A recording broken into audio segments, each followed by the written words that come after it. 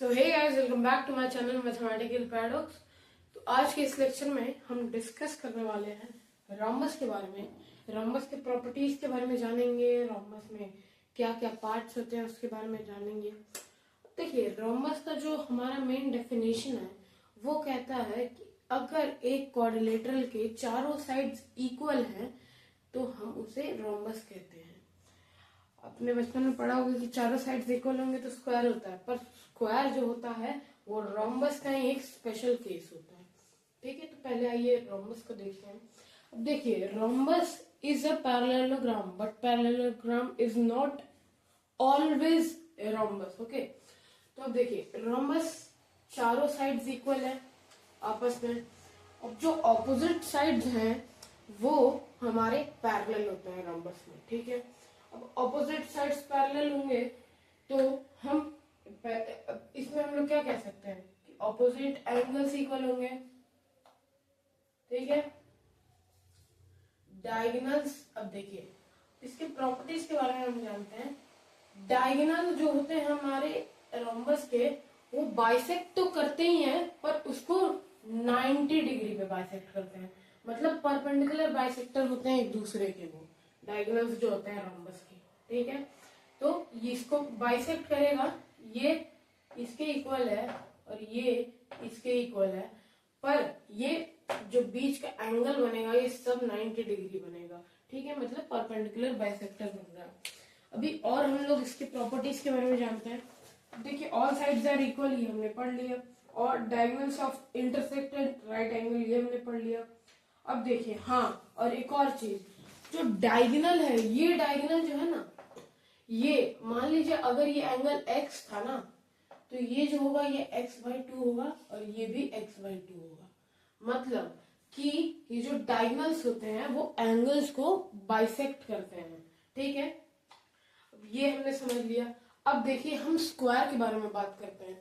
Square क्या है? हमारा एक स्पेशल केस है रोम्बस का ही। ठीक है, अब देखिए स्क्वायर में क्या होता है, हमारा ये 90 डिग्री होती है सब, बाकी तो सब हमारे इसमें रोम्बस जैसा है वैसा सेम ही होता है पूरा।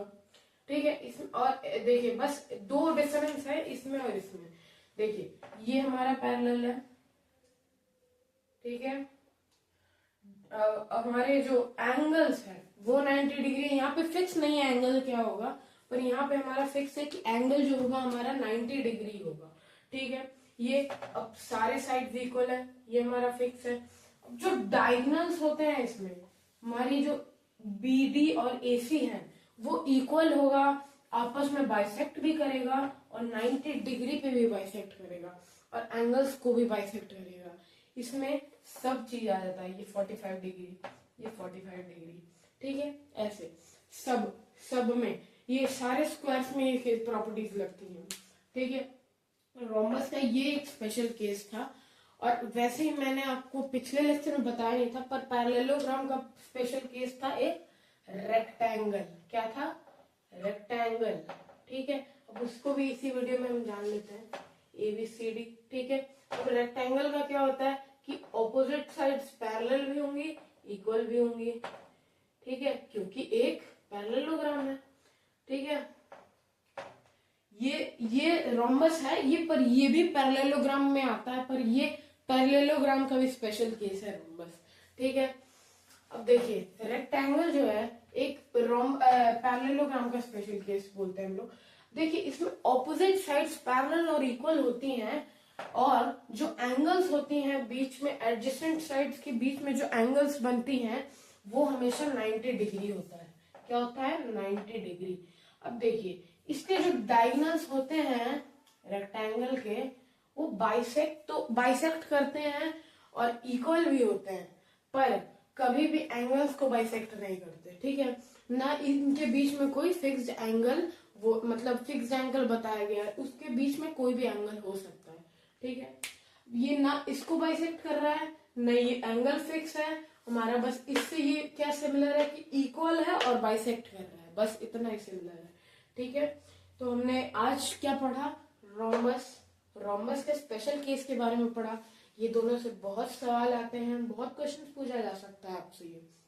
ठीक है।